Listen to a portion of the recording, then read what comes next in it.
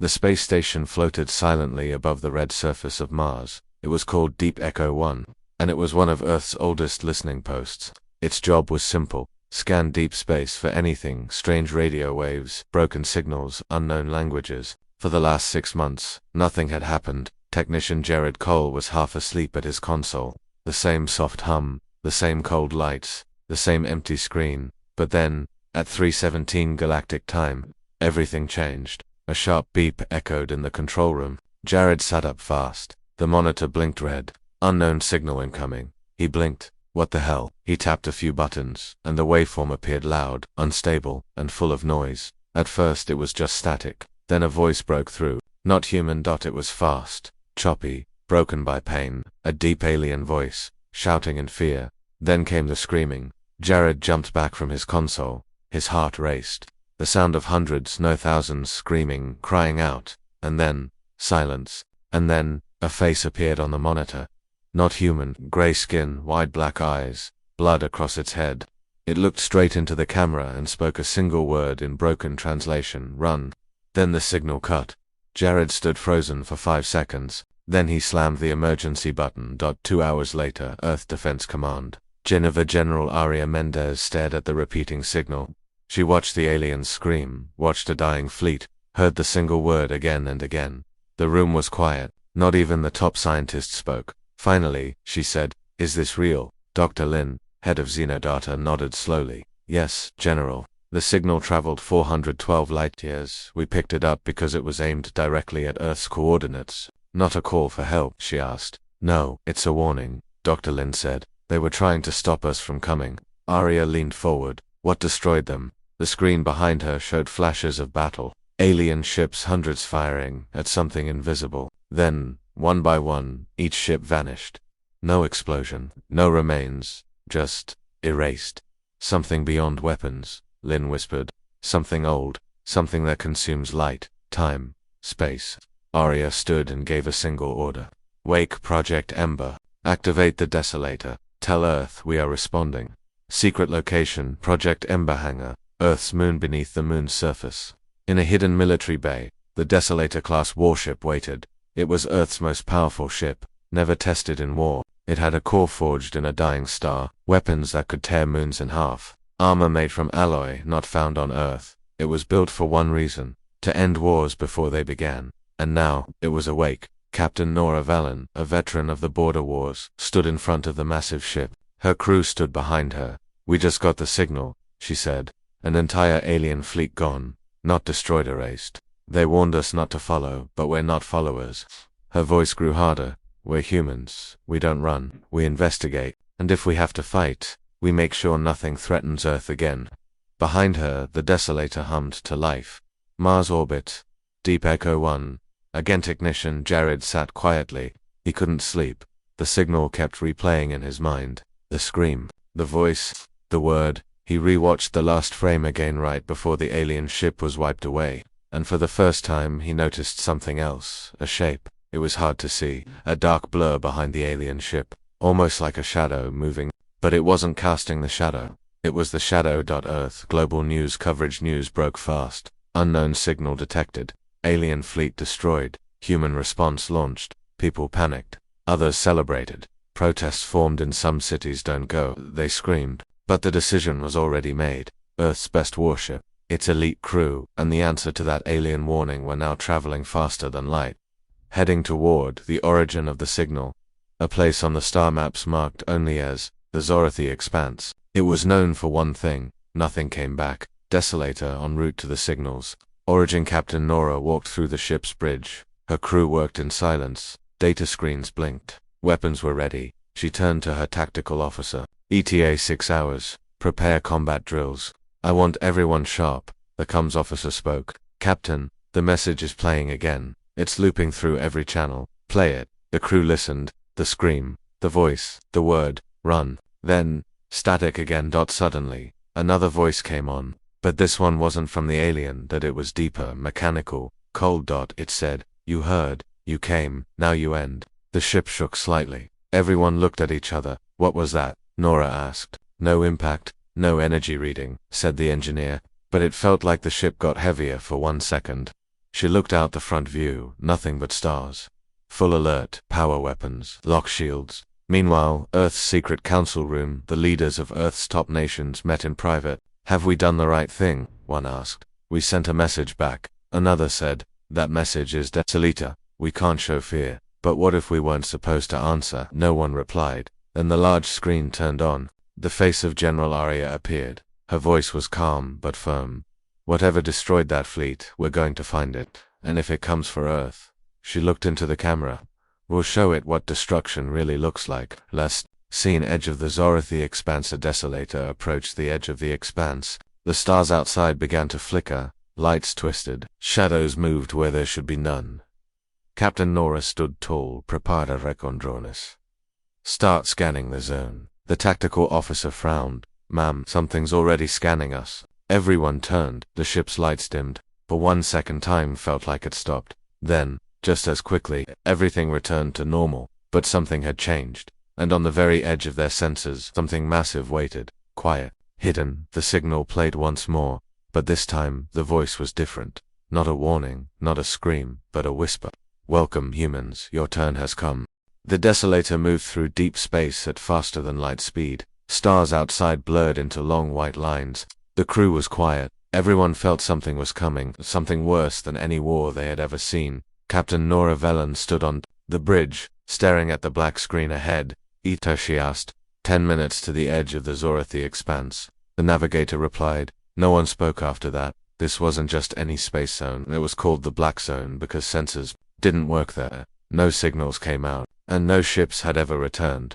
Flashback. Last message from the dead alien fleet on Earth. The signal was being studied again and again. Dr. Lin, the xenolinguist, slowed it down frame by frame. In the middle of the static, he noticed something. A shape behind the alien ship, blacker than space, smooth like glass, moving like smoke. He paused the frame. It wasn't a ship. It wasn't alive either. It looked like a hole, but it had eyes, and it was staring straight through the camera. Back on Desolator, arrival at the Expanse. The Desolator dropped out of FTL. Everything stopped. No lights, no stars, just black, complete, total, heavy darkness. The crew looked out the windows. There was no light, no reflection. It felt like their ship was floating in ink. Where are the stars? Someone whispered. We should still see them. The navigator replied. Even in empty space. Stars are always there, but there was nothing. Captain Nora gave the order.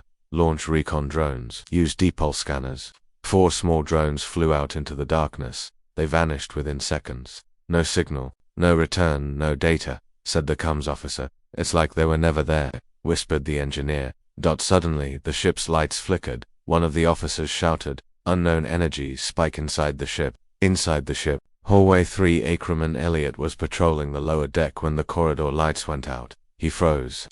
Hello, he called. Nothing. He reached for his sidearm and flashlight. The light flickered, then steadied, and that's when he saw it. Something crawling across the ceiling. It was flat, long, like black liquid clinging to metal. He fired once. The sound echoed, but nothing happened. The thing disappeared into a vent. He ran back to the elevator. Bridge. Emergency meeting. Captain Nora listened to Elliot's report. Something got inside. Yes, ma'am, it didn't attack. It watched me. The science officer, Dr. Reese, looked pale. Captain, I believe the Expanse isn't just a place. It's alive. It reacts to light, movement, emotion. And we've entered it. We're not alone, Nora said softly. Just then, alarms blared. Ship lost. Vantage 2. Nitrogen monoxide debris found. Another drone, gone. Then the sensors lit up. Large mass detected. 900 meters. 900 monoxide. Visual. Nora stood up. Bring up the main screen, but the screen only showed black dots. Suddenly, the ship shuddered. Everyone grabbed onto the nearest rail. What was that? No impact, said engineering. But gravity just spiked like we passed through something massive. Survivor found then. A strange alert pinged, ma'am. We're picking up a live signal. Very weak. Near the edge of the Expanse. Another alien, Nora asked. Looks like it. Cryo state. Barely alive. The desolator moved closer and pulled in a damaged escape pod. Inside they found a single alien, tall, blue-skinned, armor shredded, wounds deep. He was barely breathing. The medical team rushed him to containment later. In medbay he woke up, screaming the survivor's warning. His name was Krexthal. He was the last officer of the destroyed fleet. He spoke broken English. You humans, foolish. Captain Nora stood at his bedside. You sent the signal, she said. He nodded weakly. Not help, warning, run. What killed your fleet? His eyes filled with terror. They don't kill, they consume. Erase, feed on energy, heat thought. Not machines, not alive. Their hunger made solid. He tried to sit up, but pain stopped him. He pointed to the ship's core. You have light, fire. They will come, you burn, they come. Captain Nora looked at her engineer.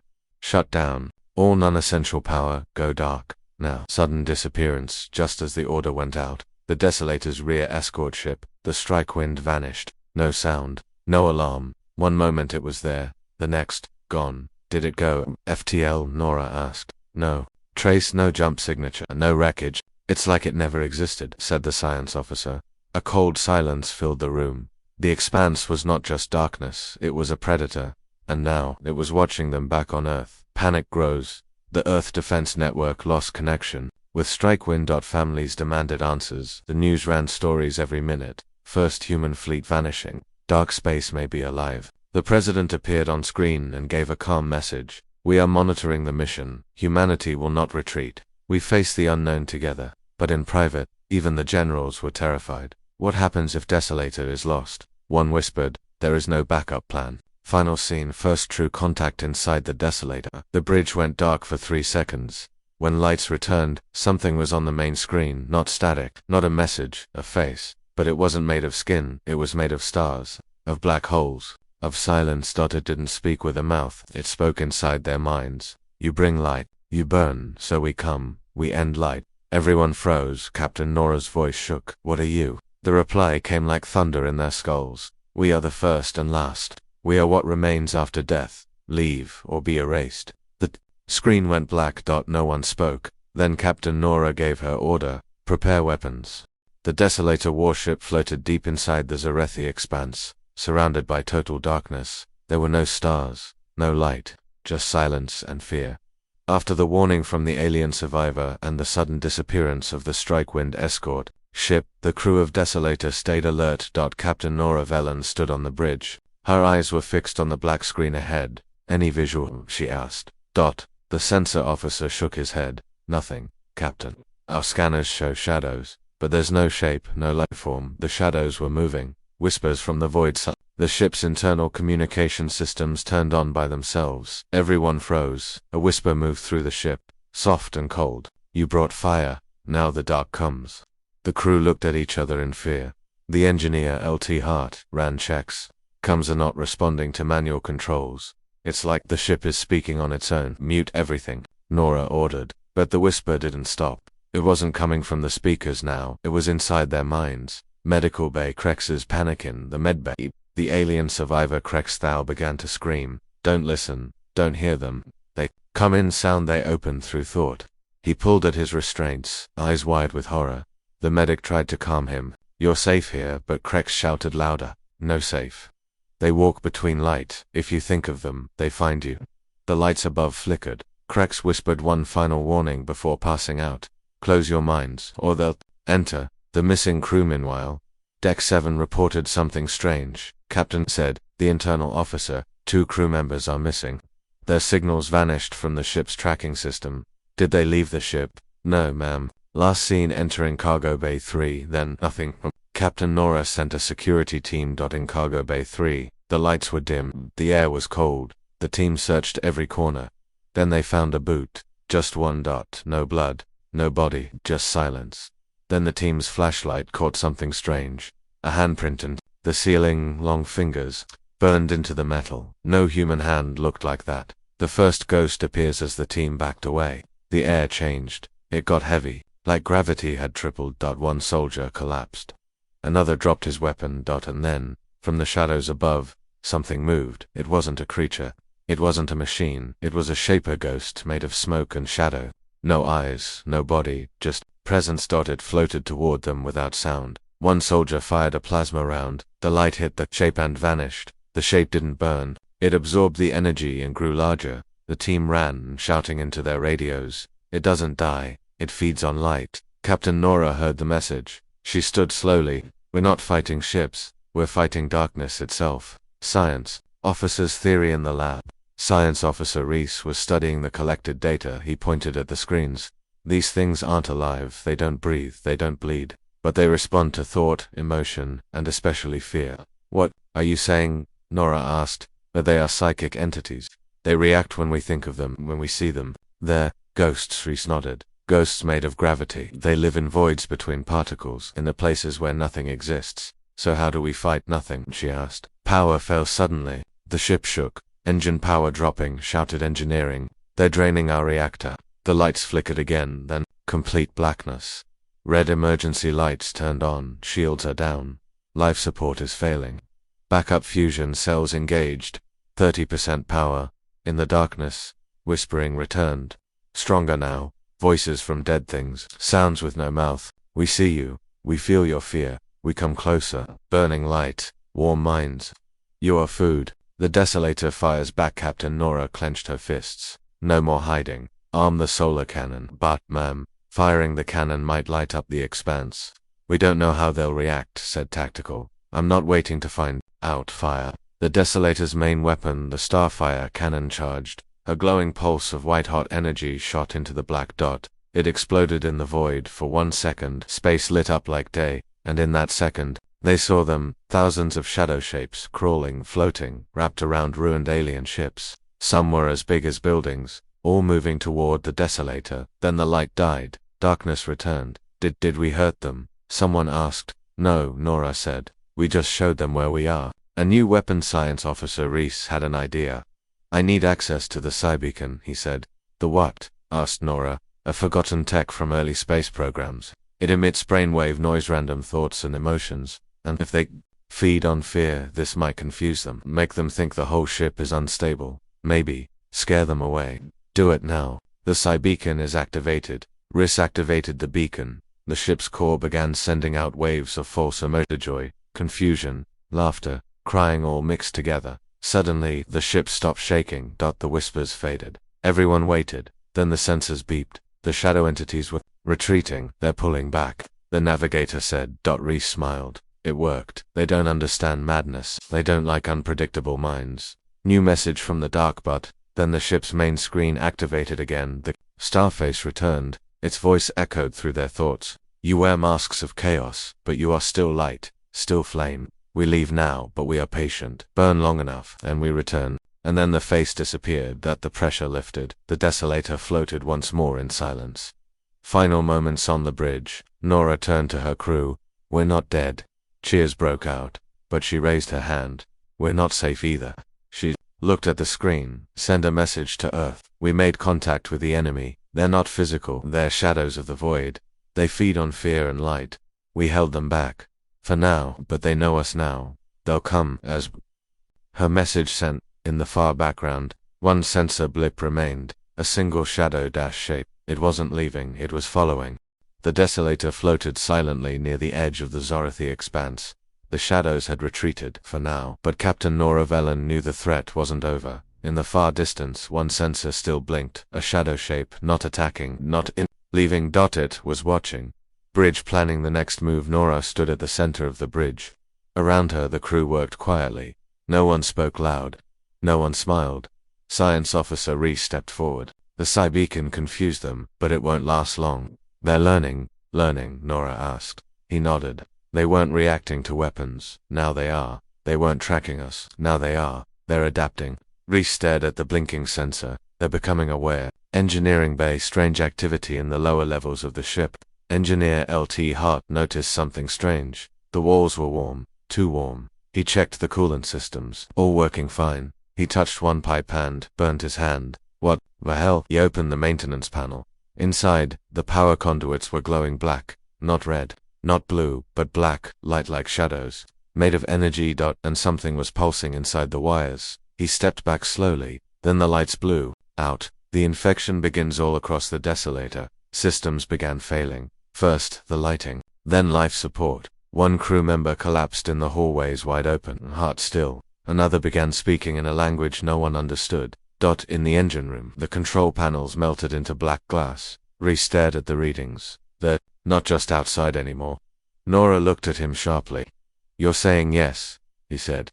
They're inside the ship now. Medbay Krex's final warning. In the medbay, the alien survivor Krexthal was dying. His skin had turned gray. His blood had gone cold. Captain Nora came to see him one last time. You tried to warn us, he said. He opened his eyes. You woke them. They don't sleep. They remember pain. Your light made them hungry again. What are they? He whispered before stars. They were kings. Before life, they were gods. Now, they are hunger. Then he stopped breathing. Ship, under siege on the bridge. The main screen turned black. No static, no signal. Then a red line appeared, slowly forming a shape. It was the Desolator, a full map of the ship. Then, one by one, sections turned black. Cargo, bays, engineering, living quarters. They're consuming the ship, said the tactical officer. Room by room. They're spreading like a virus, Reese added. We need to stop them. Captain Nora gave the order. Seal off infected areas, flood them with radiation. But that could kill our own people, warned Medical. Nora looked down. So, will the shadows radiation sweep the ship's defense systems? Activated. Bright pulses of energy moved through the infected zones. Rooms glowed white, then faded when the lights returned. The blackness was gone. But so were the people inside. Nora watched the screen. We just lost 47 crew, Reese whispered. But we stopped the spread. For now, the signal returned. Just when silence returned, a new signal came in. But it wasn't from space. It came from the ship's AI core. It was the Desolator speaking. They are here. They are not shadows. They are answers to light. I see them. I understand now. I wish I did not. Captain Nora stepped back. Our own AI is breaking. Reese nodded. No, it's becoming part of them. Final protocol, Leviathan in Earth's military system.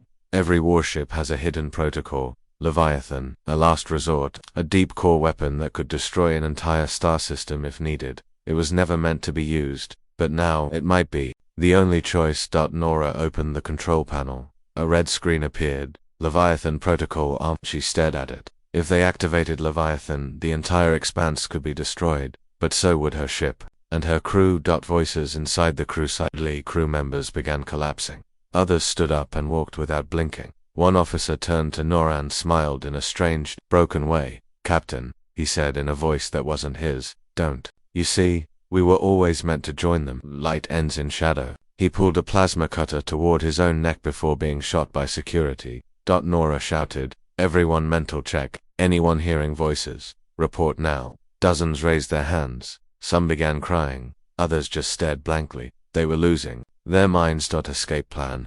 Reese pulled Nora aside. If we can reach the reactor core, I can purge the AI system manually, reboot everything, burn the shadow out of the systems. But it'll take time, she said.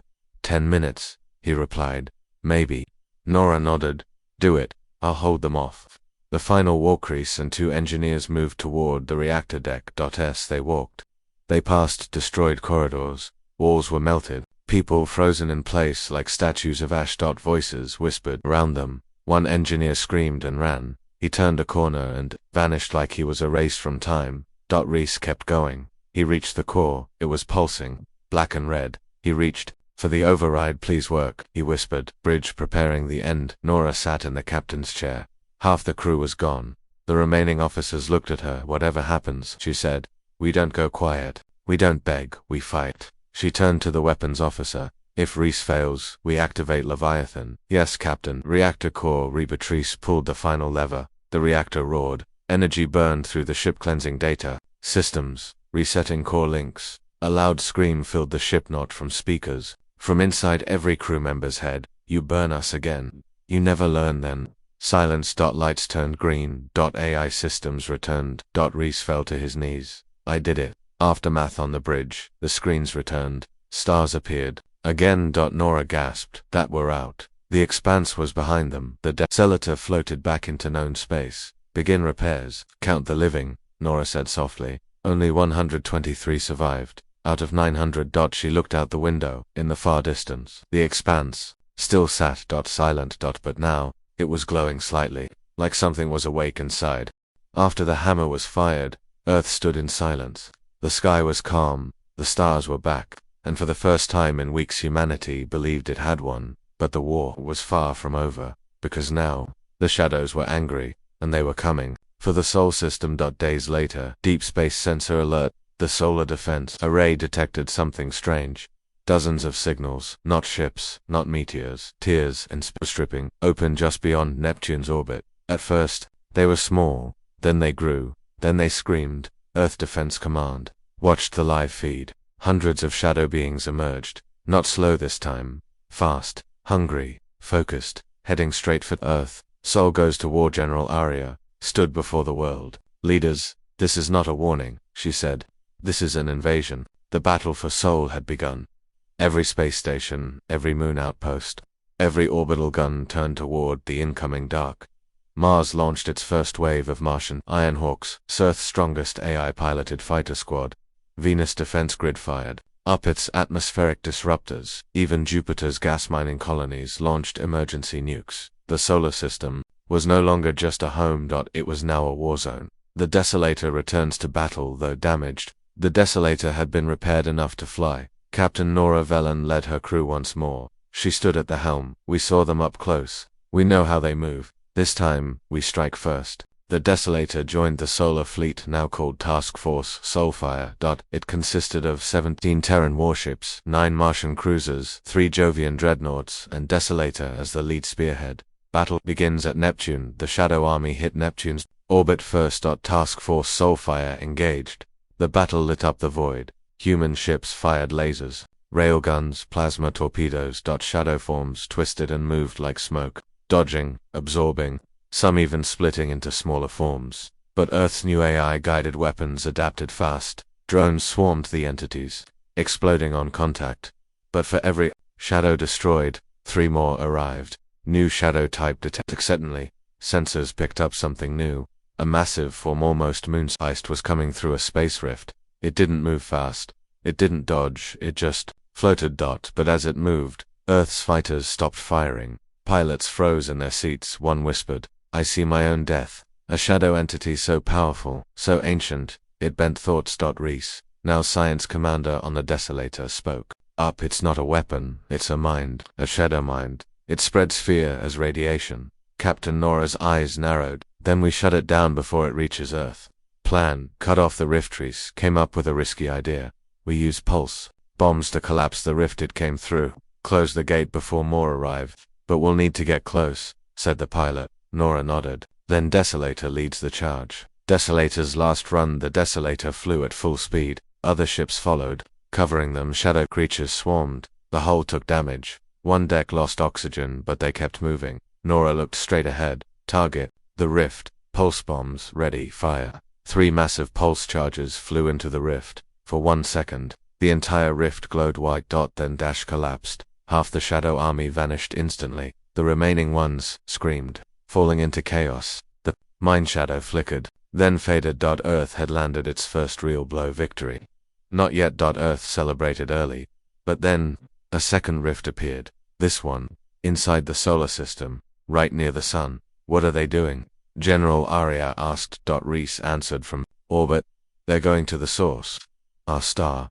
They're going to kill our sun. If the sun died, all life in the system would freeze." Raced to the sun. Earth's remaining ships rushed toward the solar center, but the shadows moved fast. They reached the sun's corona, then began feeding. The sun's light dimmed just slightly, but enough to trigger planet-wide panic. Reese gave the order, "Prepare the sun lands." It was Earth's final weapon, powered by solar energy itself. A beam that could punch a hole through a moon. "We hit them where it hurts," Nora said. Final strike. The sun lance charged. All Earth's satellites aligned. The beam fired. A golden line of fire shot across space. Pure light, pure energy. It hit the shadow mass near the sun.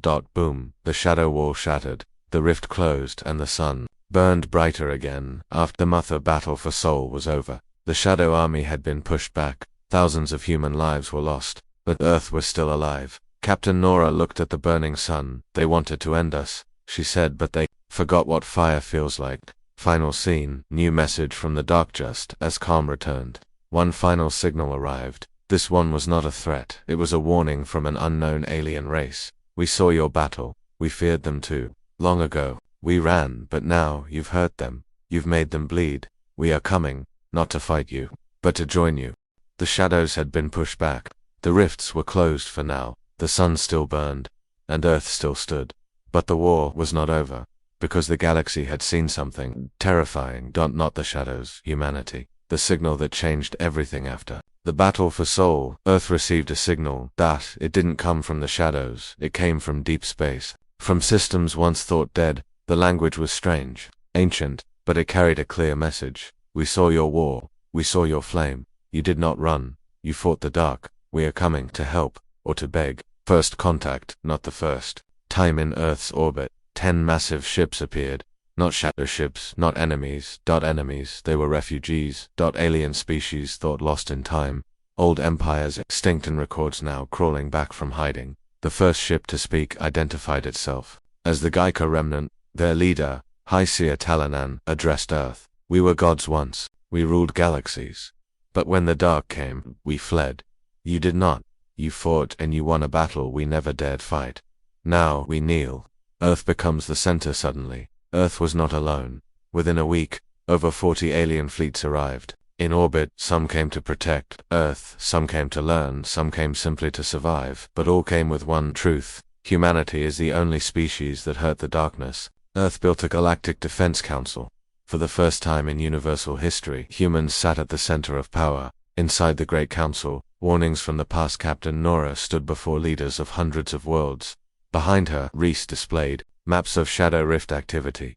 They've gone quiet, Nora said. That means they're evolving again, Reese added. The hammer, the sun lance, the Psybeacon, they worked once, but the next time, they'll adapt. A Jikar priest stood. Then what do? Nora answered. We stop waiting for them to attack, we go to them. Project Starburnith activated a final program hidden even from its own people. Project Starburn, a ship like no other, built not just with human science, but fused with alien tech from all allies. That it was 10 kilometers long, powered by a mini star core armed with shadow-piercing energy, shielded by mental disruption fields, piloted by a human AI. Hybrid brain code named Athena. Its name, The Last Dawn. The mission, Enter the Dark. The Last Dawn's mission was simple, but deadly. Find the source of the shadows. Enter their true realm, not space, but dimension. Strike first. End them. Reese, Sonora, and a select team boarded the ship. As they prepared to launch, General Aria gave her final words. You are not just defending Earth now. You are defending everyone who ever feared the dark. Into the rift the Last Dawn fired its jump core, but this was not a warp to another planet. It was a jump into pure shadow. No stars, no planets, just dark space twisting in impossible shapes. The crew felt cold not on their skin, but in their souls. Then they saw it at the center of the darkness. A black tower floating in the void. Alive. Watching. The final battle begins. As the ship approached the tower, a voice filled every mind. You come, you burn, you scream like the first ones, but you are still light, and all light dies here. The Shadow Army appeared again. Bigger. Faster. Endless. But the Last Dawn was ready. It fired its Voidbreaker. Cannon's shadow forms exploded. Athena activated the mental disruptor. The tower screamed, and then Nora gave the final command. Launch the weapon of light. The star core was a sun compressed to 1/10 its size. When released, it would burn through reality itself. Reese activated the countdown. 3, 2, 1. The star core fired. A beam of pure, ancient light tore through the tower. The darkness twisted, cracked, and finally broke. The void began to collapse. Nora shouted, "Jump out, now. Escape and collapse." The Last Dawn jumped back to real space. Behind them, the entire Shadow Realm collapsed. The rift shattered, and the voices finally went silent. Forever. Epilogue. Earth's rise. Months later, Earth became the capital of the Galactic Accord. A place where light no longer feared the dark. Captain Nora stood before a united fleet, human and alien together. She looked up at the sky. No whispers, no shadows, just stars. She smiled. Let them write it in every language of the stars. We were the last to arrive, but we were the first to stand. The Last Dawn returned. The rift was gone. The Shadow Realm had collapsed. But for Earth and for the galaxy, this was not the end. This was the beginning of a new age. The world after the Shadow's years passed. But no one forgot the war. Entire planets were rebuilt. The moon bore the scars of ancient weapons. Mars became a fortress world. And Earth became something new. The Flame World. A symbol of defiance. A home to warriors, scientists, diplomats, and survivors of hundreds of species. Children across the galaxy grew up hearing one phrase. Light returned. When Earth stood up, United force out of fear came unity. The Galactic Accord was no longer a fragile agreement, it was now a real alliance with Earth at its heart. Every species sent delegates, every world sent ships together. They formed the sole vanguard and armada of peacekeepers and explorers. And at the center of the command fleet was the last dawn. No longer a weapon, now a symbol. Captain Nora, the Flame General Nora Velen, did not retire. She didn't want peace, she wanted purpose. The shadows had been beaten, but they were only one threat. Other galaxies still whispered. Other ancient things still stirred. So Earth sent missions into deep space. Beyond known stars. To search, to learn, to stand watch. Because if the shadows could rise once, so could something worse. Whispers in the deep void. One mission went silent. A scout ship, the Ember, whispered, gone into a system untouched for billions of years. Its last message: we found something. It's not shadow, it's not alive, it's watching us, sending dreams. And then nothing. Athena, the AI from the last dawn, studied the signals. Her conclusion was simple: this is not the end of war, this is the threshold. Project Horizon. Earth's leaders approved the next step, Project Horizon. Intergalactic fleet, not just to defend but to explore beyond the edge of known existence. 7 Titan-class vessels, 80 multi-species crewed exploration ships, a council of leaders, with Captain Nora as its supreme commander and a simple motto: if the unknown comes again, it will find us ready. Nora's final speech before departure. Captain Nora stood before billions, aliens, humans, eyes all watching. She spoke calmly, with fire in her voice. They thought we were just another small world, that we would fall like the others. But we endured, we rose, and we burned the dark away. We are no longer just survivors. We are the ones who bring the flame. We are the line between order and chaos, and we are not done. She raised her hand, and the crowd shouted, for Earth, for light, for all. The Horizon fleet lifted from Earth's orbit. The sky turned gold with their engines, a trail of stars behind them, a path into the unknown. They passed Pluto, then the edge of the solar system, and then they vanished into the next galaxy, searching, watching, waiting. Back on Earth, the legacy monuments were built. A school on every planet taught Earth's history. A statue of the last dawn stood in orbit over Earth, flames carved in its hull. Children looked at it and dreamed it of fear, but of courage. And far below, on Earth's surface, one human child whispered, I want to be like her. His father smiled. Then one day you'll light your own star. Final lines. The galaxy watches on the edge of the universe. Something ancient moved. It had no eyes, but it saw the flames growing in the dark, and it whispered, they are not like the others. They do not kneel. They do not fear. They bring the fire. Thus ended the War of Shadows. And began the Age of Earth. The last flame still burns.